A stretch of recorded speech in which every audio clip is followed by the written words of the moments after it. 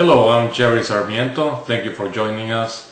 This is our show on the internet, Mesanote Bites, and this is episode number 2, or like our friends Alice and Terry would say, due. So this is our second episode. Last time we talked about smells and aromas in wines, particularly red wines, and I promised I was going to show you how to develop your kit so that you can develop those memory banks and help you identify aromas in wines much better. So without any further ado, we're going to start doing that, so please follow me. Okay, the first thing you're going to need to do is go to the supermarket, buy some inexpensive wine. In this case I bought some Merlot. You can do away with Beaujolais, inexpensive from France. We have some vanilla extract I had in my kitchen. We have some liquid smoke that I bought also at the supermarket.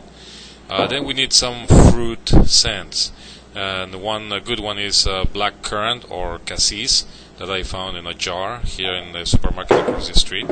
The next one is black cherry, also in jam form. Then we need some vegetables and some fruits. On the vegetables, very arbitrarily, I picked some rosemary. On the fruits, I picked strawberry. And again, on the vegetables and herbs, I picked some sage. And then unfortunately I had to sacrifice one of my Cuban little cigars to get some tobacco smell. So the next thing we need to do is, using our trusted permanent marker here, is to label some cups. And I bought some plastic cups, disposable ones, and I wrote the names. The first one was herbs, the second one is tobacco, the third one I call vanilla, next one is black cherry, and the next one I called black currant. The next one was a smoke, and finally I need to add some of my inexpensive wine. And this is not only inexpensive, but it is also very neutral. It has some fruit aromas, but not very strong. So this was a Merlot, and as I said before, you can do away with a very inexpensive French Beaujolais. So anyways, once we put our wine in the cups, then we proceed to chop up some of the elements that we have here, like these little Cuban cigar. I used some of the tobacco in one of the plastic glasses. Next one was a strawberry. I chopped a fresh strawberry. You just go and dice it, chop it, mash it, whichever form you like. In this case I'm chopping a little bit the strawberry, and I'm gonna put it in the glass labeled strawberry.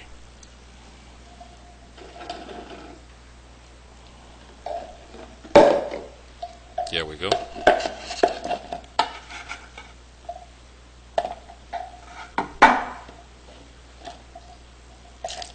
I ran out of some wine, so I have to open another one.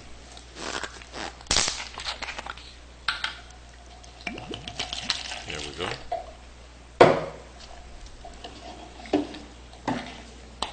Gonna call it strawberry.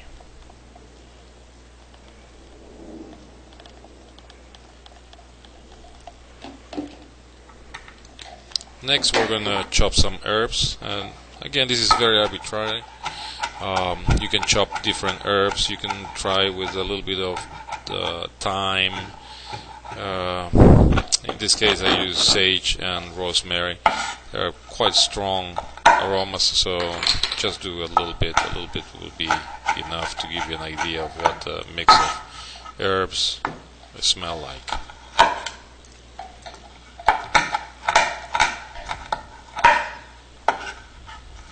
And we proceed to put this in the glass that is labeled as herbs, mixed with the neutral wine. I think you're getting the idea by now what we're trying to do here. Next we're gonna use a little bit of vanilla extract or essence and mix it with some of my neutral Merlot. Not a lot, because you don't want it to be so overpowering that you only smell the vanilla and not mix with the wine.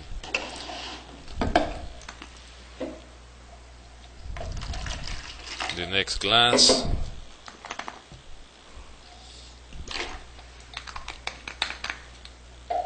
we just did a little bit of the smoke, liquid smoke,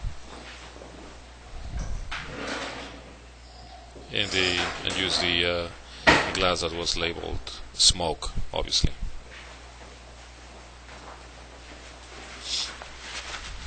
Let me clean my mess here. Now we're gonna play with the fruits. This is the black cherry jam, and this one is probably gonna be very similar to the natural aromas that you're gonna smell from this Merlot.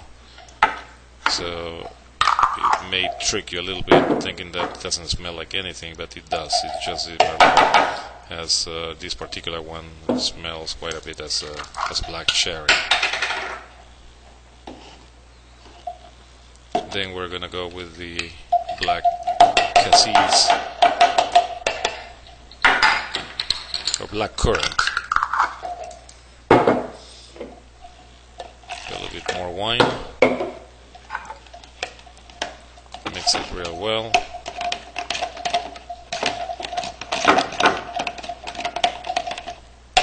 And voila. Same thing with the other one. Mix it real well. Voila.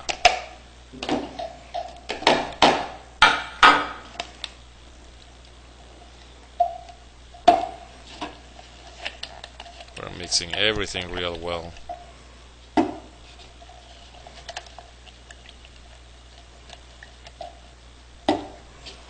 That's my strawberries. Gonna mash them a little bit here so they release some aromas.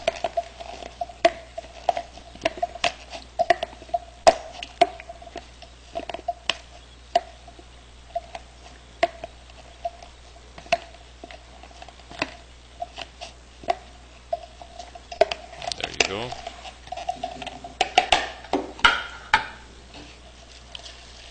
These are my herbs.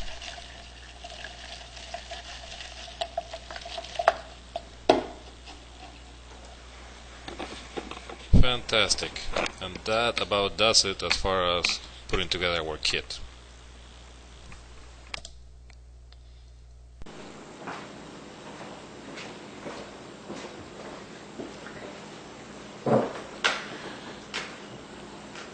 Okay, we have a number of different glasses in front of me, and we're gonna smell and sniff on our kit that we developed with different ingredients. I have labeled every glass, this is our plastic glass, labeled them with a permanent marker with the name. You know, this one has vanilla, this one has tobacco, etc., etc. So this is the way you develop your memory banks and you train them.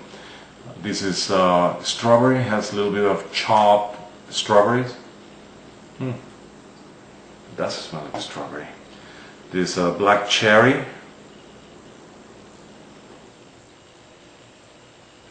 Hard to tell, but you know why? Because what I have here is Merlot. Maybe this Merlot has a lot of cherry aromas in it and already masks the actual black cherry I put in it. So it smells pretty neutral. It smells like the regular wine that I poured in before. Here's my tobacco. It does smell like tobacco. And it reminds me of some wines I've had before, a little bit more subtle than this, but nevertheless the exercise is to create those aromas in your memory banks, in your olfactory memory banks. Vanilla. Vanilla reminds you a little bit of oak, and that's what the smell of vanilla is developed from. Either actually from American oak comes the vanilla scent, and very interestingly from European oak, French oak, Slovenian oak, it's more of a vegetable, herb, dill scent versus the vanilla from the American oak. Smoke. This is smoke, yeah. It really does smell like smoke and reminds me of some wines I've had before. And herbs, this is very arbitrary. I used rosemary and sage. You can use different other herbs, but it gives you an idea of what we're talking about when we say it's herbaceous. Yes, it's herbaceous. It reminds me of some wines also, particularly old world wines. And we'll talk in future episodes about New World versus Old World and all of that good stuff. Like currant or cassis. Oh yes, this reminds me of Cabernet Sauvignon so much. It reminds me, it may remind you of something else. But any case, this is the exercise. We talked about the aromas, we built our kit, you know how to do it, you save them, you can save them. The wine is the base wine that we use here, it's gonna go bad in probably another day or so, but you have 48 hours maybe to just leave it around your dinner table or somewhere, and every time you go by, just smell it, check the name. At some point you want to start doing this blind, close your eyes, smell it, and I open your eyes and identify. It's like, wow, this was tobacco, and I smelled it. Yeah, it's not really difficult, when you have like a little bit of tobacco in plain wine, but the more you do it, the more you get those memories, olfactory memories ingrained in your brain, and next time you smell a wine, you may perceive some of those aromas in between layers, as I explained before. So anyway, hope this was very informative. The way to do this for white wines is very, very similar. You just have to use a very inexpensive Chardonnay or Pinot Noir, a very neutral wine, and do the same thing, do a few glasses here and there and label them.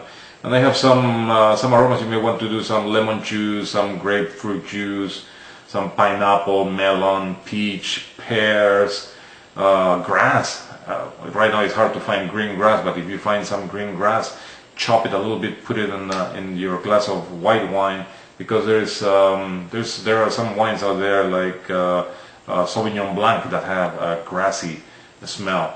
You can use vanilla again, nutmeg. So I think you get the point that this is about training your memory to recognize these flavors. Hope this was really helpful, and we'll see you on the next episode of Mesanote Bites. I'm Jerry Sarmiento. Thank you very much. Enjoy your day. Have a great time. Good food, good wine. Enjoy life. See you next time.